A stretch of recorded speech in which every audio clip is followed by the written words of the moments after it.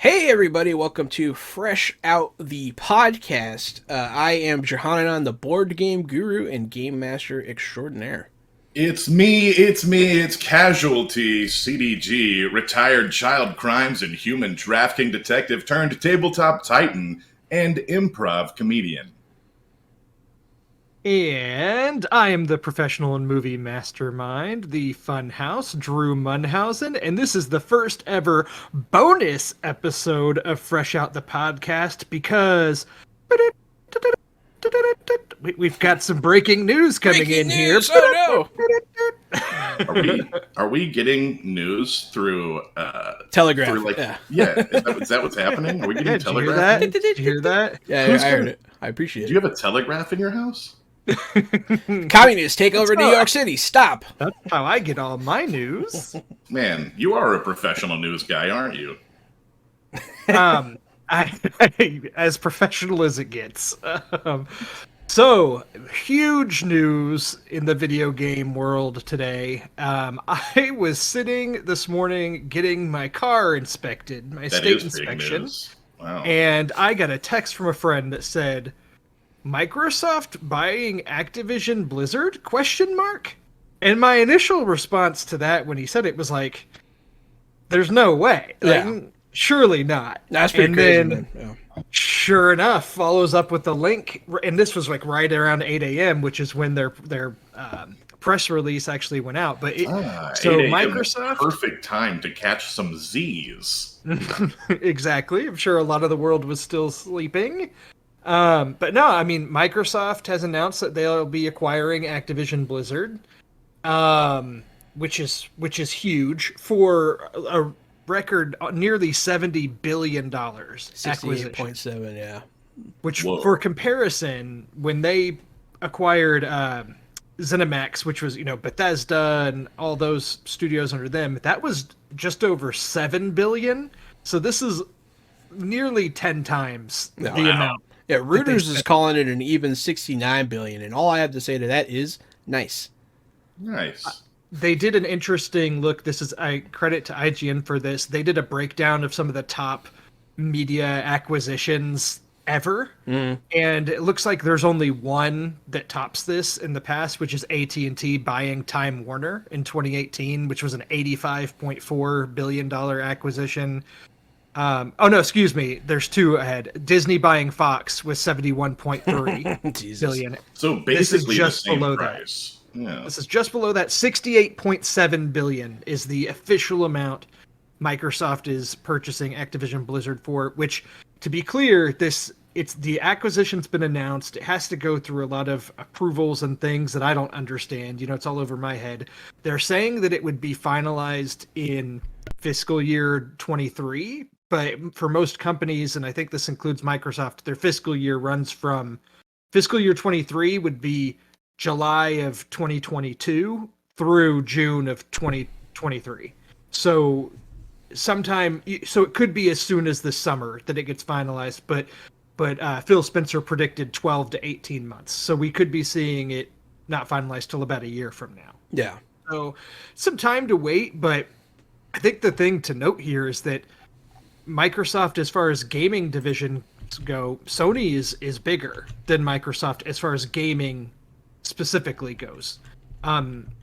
So they're not monopolizing the gaming industry specifically as of now. So I feel like the chances of this getting blocked are probably pretty low. Yeah. I don't think they would have announced the acquisition if they didn't think it would be approved. So I guess for that little tidbit, I looked as far as Microsoft goes as a whole company. The only company worth more than them is Apple. But as far as Microsoft gaming in particular goes, Yeah. Sony and Tencent are above them, which Tencent, has Fortnite and all that good stuff. Fortnite is And League of great. Legends. Yes, they have Riot games. That's Exactly. a good two to have right there. Yes, it is. Those But- are some money makers. Microsoft bought Activision Blizzard. Tell us what they won. Yeah, so with that comes, game developers Treyarch, Raven, High Moon, Beanox, Sledgehammer Games, Infinity Ward, Demonware, Toys for Bob, which of course the big franchises in that are Call of Duty, of course, humongous, Warcraft, Diablo, Overwatch, StarCraft, Crash Bandicoot, Candy Crush is even included in this. Yeah, so did you say Overwatch? I did Overwatch, yes. Yeah, so, which is interesting. Crash Bandicoot just blows my mind because he's always been this kind of unofficial PlayStation mascot in a way. Yeah, that's true. I didn't think about that. Yeah, and it's kind of the same thing happened when Microsoft bought Rare. You know, Banjo was like an unofficial, maybe not Nintendo, but kind of like N64 mascot, and you know, Microsoft owns them too. So it's just it's pretty fascinating. But I mean, Call of Duty, of course, is the behemoth name on here, and Microsoft has said as part of this that all the back catalog of Activision Blizzard games would come to Game Pass. So we're looking at the whole backlog of Call of Duty games coming to Game Pass. I mean, there's so much here. So I guess where to start is what were y'all's initial reactions to? There's a lot of like little details to get into as far as the companies, but just initial thoughts. What was your reaction to seeing this headline, this news? Super dope. It's cool. I am an Xbox guy. I like Xbox. It's cool that they added to their library, but so what Xbox has been doing, buying up these companies, is weird to me. So they're doing this to make itself exclusive. They did it with Bethesda. They're going to do it with this stuff. You're going to start seeing like Overwatch being an Xbox, Microsoft exclusive. And it's just weird because I never thought about it this way until today.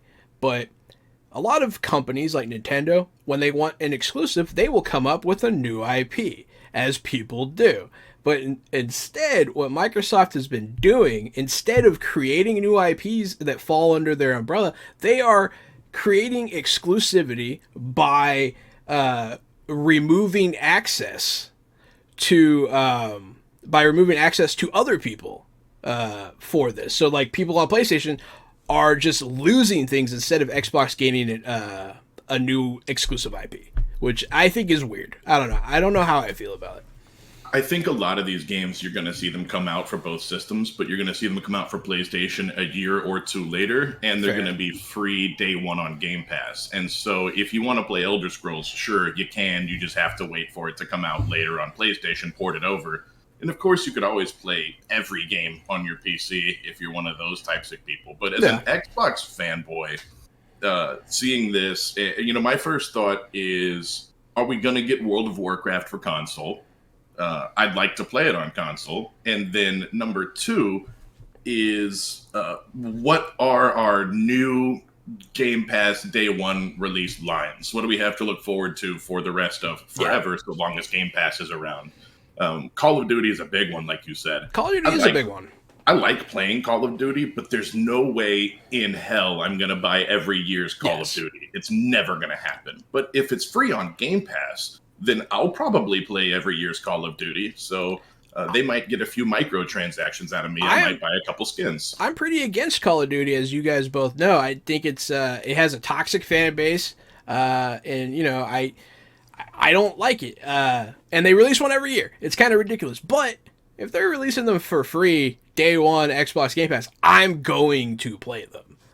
Always been a fan of Overwatch. I like the way Overwatch plays, and if I could get more people to play Overwatch, that would be great. And the best way to do that is by putting it on Game Pass. Yeah.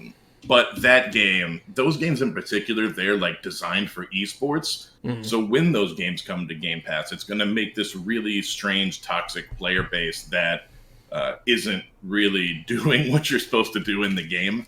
So some games aren't designed for it. It'll ruin some communities, and it'll make some communities that were dead have life again and breathe. It should be really cool. So I think the exclusive aspect of everything is the most interesting part, because when Microsoft bought ZeniMax and acquired Bethesda and everything there, the question was raised then. And the thing is, that acquisition happened in 2020. And to be honest, we still really haven't seen much from that. It's still pretty new. They had some Bethesda had some pre-existing agreements they had to see through. For example, Deathloop is a game that had a exclusivity run on PlayStation before coming to Xbox. That was already in the cards, and so Deathloop even came out after Microsoft owned them, but it's a PlayStation exclusive for now.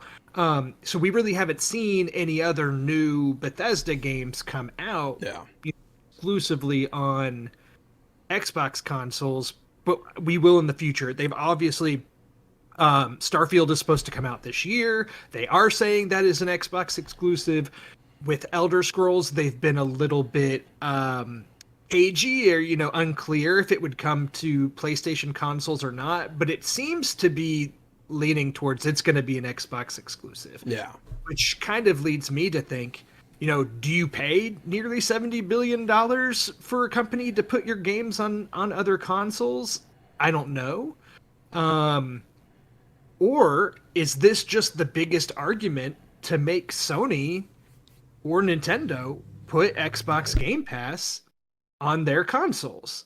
If Microsoft owns Call of Duty, and the only way you can get Call of Duty is through purchasing it physically for Xbox or for playing it through Xbox Game Pass, and PlayStation users have access to Xbox Game Pass through their console, and they could play Call of Duty. I mean, I don't know. That's just kind of like throwing some ideas out there, but I feel like, how do you not get the biggest IP in video games and not make it exclusive to your console? This reminds me of what we were talking about recently on one of our podcasts, one of our episodes, which I actually don't think is aired yet, but I digress.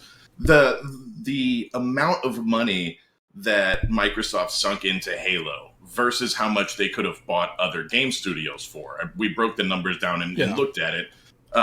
This, to me, is almost a direct response to that, where they realized that they sunk $500 million into Halo and it didn't make them $500 million. So they turn around and buy Blizzard and Activision, because that will make them their money back. But I will say this. So this is an interesting thing. So the NPD has already released the top 10 selling video games, retail and digitally, for December of last year. And so number 1 was Call of Duty Vanguard. No. Which is surprising. Number 2 was Halo Infinite. And so Halo 2 was still the number 2 selling game of December. It was free. And it's on Game Pass. So people were still buying physical editions of it so that they could, have access to the campaign or whatever. Maybe people who didn't have Game Pass. So it was still the highest selling. And that's over, Pokemon Brilliant Diamond and Shining Pearl. That's over Madden NFL 22, over Battlefield 2042. These are the other games in the top 10. Mario Kart 8, Marvel Spider-Man Miles Morales, Mario Party Superstars, NBA 2K22, and Animal Crossing New Horizons. So a lot of those games are holdovers from like the past year, which is kind of interesting. But you've got 4 Nintendo games in the top 10. You've got 1 Sony. You've got a couple EAs there with Madden and Battlefield. But regardless, the number 1 and number 2 are Microsoft and Activision Blizzard, which is now going to be acquired by Microsoft. Yeah. So, I mean, I guess it's Microsoft will now have the IPs for the 2 highest selling first-person shooter franchises in video games. Yeah. Yeah, well, so they have a lot of cool exclusivities. I think Overwatch is a really good get for Xbox. I think they could do a lot of cool stuff with it. Call of Duty is obviously, it plays to the player base of Xbox anyways. It's a very popular Xbox franchise, specifically Xbox. I don't think it does as well on PlayStation, and I think they did good with this acquisition. Also, on top of everything else, they now have, Bethesda and ZeniMax, whatever, and Blizzard Activision as game development companies on their own. So now they have this whole game producing machine now that they can pull from, and they could probably start making entirely new IPs, which I would be excited to see. It also means things like crossovers, like Overwatch characters being in Doom. You know, like I don't know, stuff like that. Weird stuff like Diablo and Doom. Mix them together, you could have some cool DLC for sure. And then also they have one of the biggest strategy franchise. Microsoft has one of the biggest strategy franchises. Period. Age of Empires did amazing this past year. Now they have Warcraft and Starcraft. They are also a computer company. Xbox Game Pass for PC will thrive with some of these great titles from Blizzard specifically on the PC, I think. As a strategy fan, I'm excited to potentially see a new Warcraft or Starcraft. That could be crazy. That's what I was going to say. I was just going to build on what you said, Jahan. And owning those IPs of Warcraft and Starcraft, not even necessarily those games, but the IPs. Yeah. That leads for some amazing games in the future, just things that haven't been tapped yet, unrealistic potential. And immediately I think of Sea of Thieves, of Rare making those open adventure style games, and they're already working on another one called Evermore or something like that. And then to give them the keys to something like StarCraft or Warcraft, where they could make a giant open world adventure game based on one of those worlds. I've always wanted StarCraft to do something like that. Ever since World of Warcraft happened, I was like, maybe they could make a World of StarCraft. I would play the shit out of that. And that would just be absolutely awesome, Jahan. And if that could be something that was on Xbox and crossplay and PC, and then to Drew's point, if it was also only on Game Pass, so you could play it if as long as Sony allowed Game Pass on the PlayStation, because that's been a talk, right? Microsoft has wanted to put Game Pass on these other platforms, and we even thought this last summer that Nintendo was going to do it. And then something happened and they backed out kind of on the down low quietly. It was heavily rumored. Yeah. It's interesting. Yeah, to Drew's point, I think the real thing that Xbox has done here is create, hands down, the best video game service. Period. It's Netflix for video games. It's what people have been talking about. Here it is. You know, they did it. Yeah, and on that note, so there's a really interesting opinion piece that got posted on IGN today from one of their writers. I think it's actually from the VP of publishing there. And he wrote an interesting opinion piece that the title is "It's not a console war, it's a content war," which is true. You know, it used to be all about the console. Well, we're at the point now where the Xbox and the PlayStation, as far as hardware goes, I mean, who cares? It's mostly the same, right? There's not really much that one can do that the other can't do. It's all about the content. It's all about the exclusives, which, I mean, that's been the case for a while, but it's just becoming more irrelevant, the hardware itself. It's more about the games, and Microsoft really is taking more of the kind of Netflix or Disney really is probably the better comparison. Disney, who had all their own IP,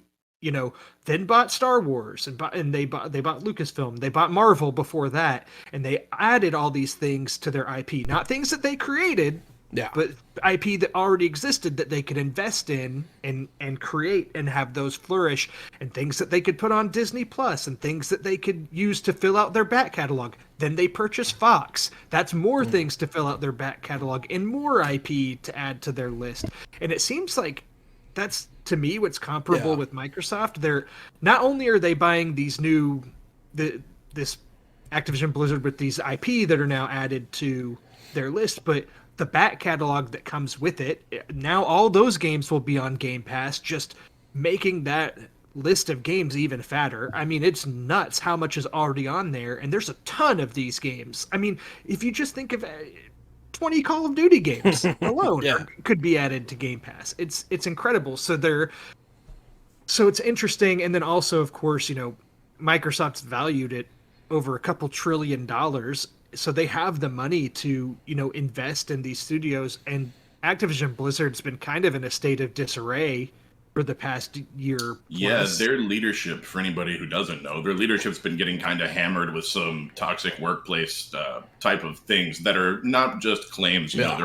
they're almost confirmed, and so they've needed new leadership, and this is almost even the change that Blizzard Activision needed, because of Microsoft's, like you said, because of their success, because of what they do, and they'll probably help Blizzard. You know, they'll probably help clean it out and then Yeah. get it up and running again because they need it up and Well, running. during these kinds of mergers, they almost always clear out the entire management upper echelon to get people that they want up there. So hopefully if they do it right, they should target the people who are a problem. And then I, we're back, baby. I You know? can't Yeah. get Elder Scrolls World of Warcraft out of my head. Bro.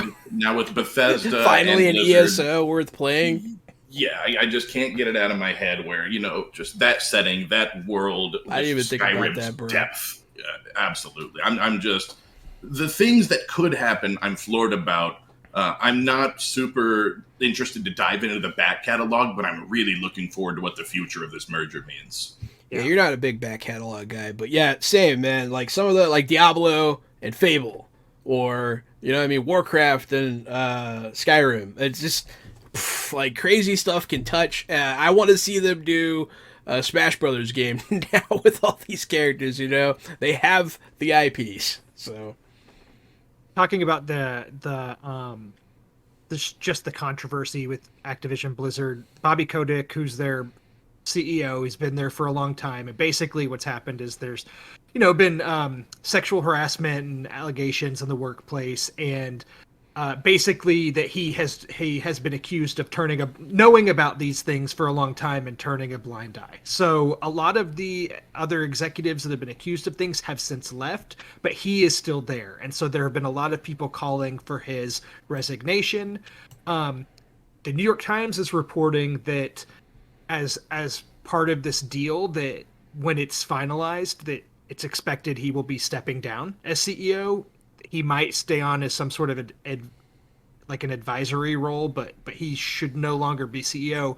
The controversy here, though, just to add fuel to the fire, is that he's now sitting pretty for at least the next 12 months, most likely, of keeping his role until that happens. yeah, And so that's unfortunate. it is unfortunate. I've been a Blizzard fan since I was a very young child, since Warcraft 2. And I haven't been touching any of their content in a while now because a lot of this stuff is pretty gross. When the Diablo 2 remake remaster was coming out, I was interested in purchasing it, talked to some friends, and friend of the show, JT, Gary's former roommate, he was adamant about how he would not buy it specifically because he didn't want to support Activision Blizzard at the time. And I know a lot of people probably didn't buy the Same game. right here. I didn't buy a lot it. of their shares and things were falling over there. And so now hopefully Microsoft can acquire them and right the ship and get these franchises back to where they are, and hopefully speed up the development a bit too, if we can, whatever it is that's needed, funds or whatever, because we've been waiting on Diablo 4 for forever at this point. We had a full cinematic trailer like 3 years ago. Right. Like, So what the hell? so it's definitely interesting, but politics side, there's also been things too. There's been a lot of stories recently about the quality of the newest Call of Duty, Vanguard, and it not being up to par and things like that. So Call of Duty is not necessarily in the best state that it's ever been, but it's still going to be the best-selling game probably of 2021. So it doesn't really matter. I guess to y'all, does this seem like the quality of those games that you're looking forward to? Are you worried about the quality dipping? Do you think it'll improve? Any thoughts there? I personally, I think it'll get better. I think it'll improve. Blizzard has always had development issues. They've always been slow. They've always taken forever. And I'm hoping with Microsoft's resources, they can hammer out new games. At least shave like a year off. I feel like that would be worth it. And I feel like Call of Duty has been on the decline for a while now. I'm excited for specifically Black Ops, some zombies that I don't have to pay for because I love Black Ops zombies, and the fact that it's going to be coming to Game Pass for free in 2023 probably, is what I'm reading. Excites me, and the fact that I might be able to get StarCraft and all that stuff going on my PC again I, is uh, exciting. I I disagree. I don't think Call of Duty is losing any steam at all. I think 2 years ago they re-released Modern Warfare in a new way, and it took off really Mhm. big. And then even now, Vanguard, like Drew was saying earlier, is the number one selling game, even with all of its issues. Yeah. And as long as I can remember, Call of Duty releases a game almost back to back every other year, but from two different studios who Yes. produce the, or who I think create there's those even I think games. there's 3 studios in the rotation now, so there's a lot. What I would think, and I'm not sure, I'm not anybody, but what I would think is that Microsoft wouldn't do that anymore. They would probably take it down to one studio. So I would think the quality of Call of Duty games would go up and the quantity would go down. Which is my biggest complaint about Call of Duty. I don't want one every year. I don't want it. Yeah, I think we could all agree that we don't need to buy Call of Duty every year, and this could potentially, you don't want to drown yourself in your game, So take some time, really create your craft, really release a good game, and I think this could really make Call of Duty, even though it's the number one selling game, I think it could make it one of the best IPs of all time. Interesting thought too, especially with the other things that they've acquired. Like, give us a new Call of Duty this year, then give us a new Overwatch next year, and then give Yeah. us a new something else the year after that, and then give us a new Call of Duty the year, and cycle Genius. those. Genius. Or do. And I'm sure that those different developers under them, like Infinity Ward and Sledgehammer, Treyarch, who I think have been stuck doing Call of Yeah. Duties nonstop.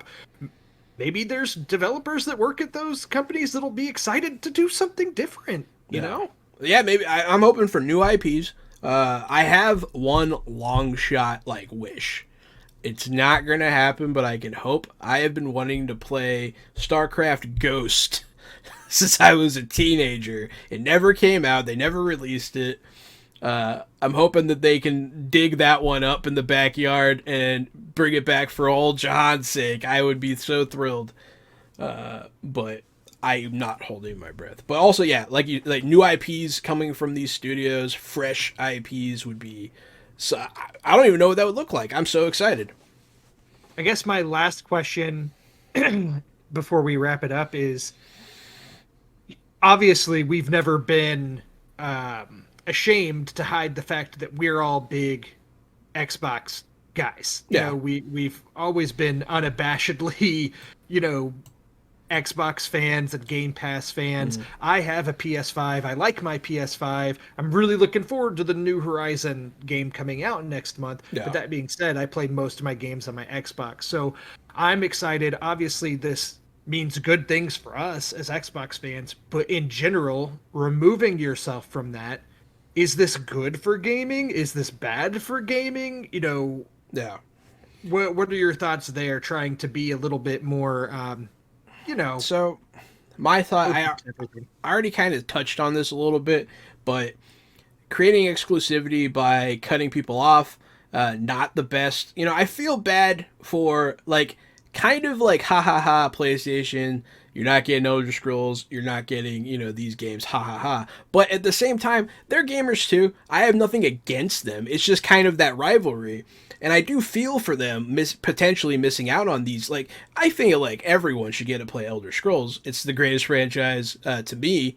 So, is it it's a great thing for business. It's a great thing for Xbox. It will, I feel, benefit us and maybe switch some people over to Xbox.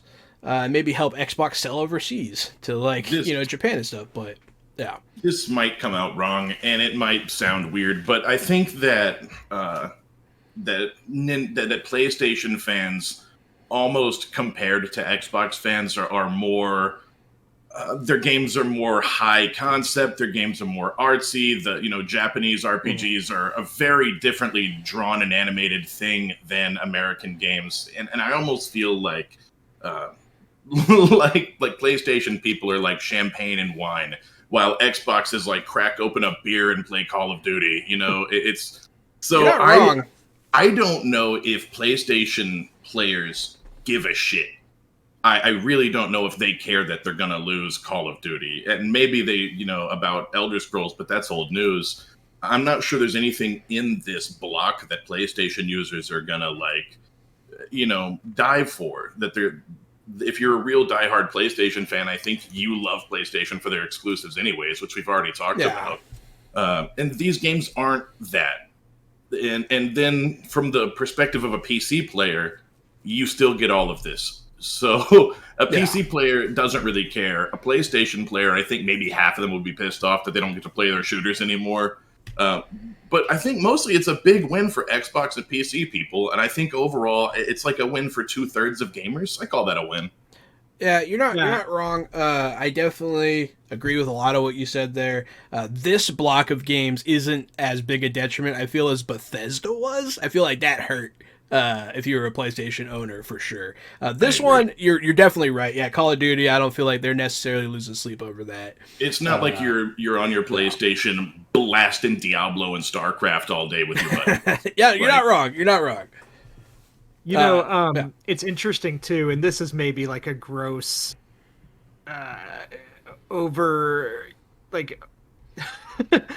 assessing these groups, but as somebody who I lurk Reddit a lot, and Reddit, is pretty toxic in its own right, but I do look at both the Xbox and PlayStation subreddits fairly often, or specifically the Xbox Series X and the PS5 subreddits, and I do feel like the Xbox subreddit, as far as attitude towards the PlayStation, is typically like, yeah, man, PlayStation's pretty cool, but like, I just like my Xbox. Like, I like the ecosystem and I like the console, and it's like, those PlayStation games are really, really great, but I love my Xbox. Whereas if you go over on the PlayStation, it's like, PlayStation rules, our games rule, and man, the Xbox sucks. And man, they all suck. And it's like really almost to Gary's point of like the wine and champagne, like looking down their nose at the Xbox. Mm-hmm. And again, maybe that's like a gross stereotype or like misreading the room, but that's just the opinion that I've gotten. And I have friends, I have a PS5, and I have friends that are PlayStation 5 owners, and I play games with them, and they would never buy an Xbox, or I should say, would have never bought an Xbox, but those guys play Call of Duty. And that's one of the games I typically play with them. I am an Xbox guy, but I buy Call of Duty on PlayStation so I can play with them. And so now I'm like, interesting. Well, if you guys still want to play PlayStation, are you going to buy an Xbox and come play with me? Like, are you going to sink to my level? I don't know. I'll see you over here where you should have been the whole time. Yeah. That's what I'm saying. Regardless, this is hugely interesting for the future of both Xbox, Microsoft, and games in general. I'm excited to see where this goes for sure. Same. I think it's going to be a while before we really see anything come to fruition with it, but I'm optimistic and excited to see where it goes. So yeah, I've been Jahan. I'm at RockFact on Twitter. Hit us with the hashtag Content Wars if you want to. And yeah, thank you. Yeah, thank you for listening to the first ever bonus episode. The super fresh takes. I'm Casualty CDG. Find me at Casualty CDG. I'm on Twitter. We're on Twitch. We're on Facebook. We're on all the things with all the people. Fresh out the box. I'm talking about Fresh Out the Podcast. Tell everybody.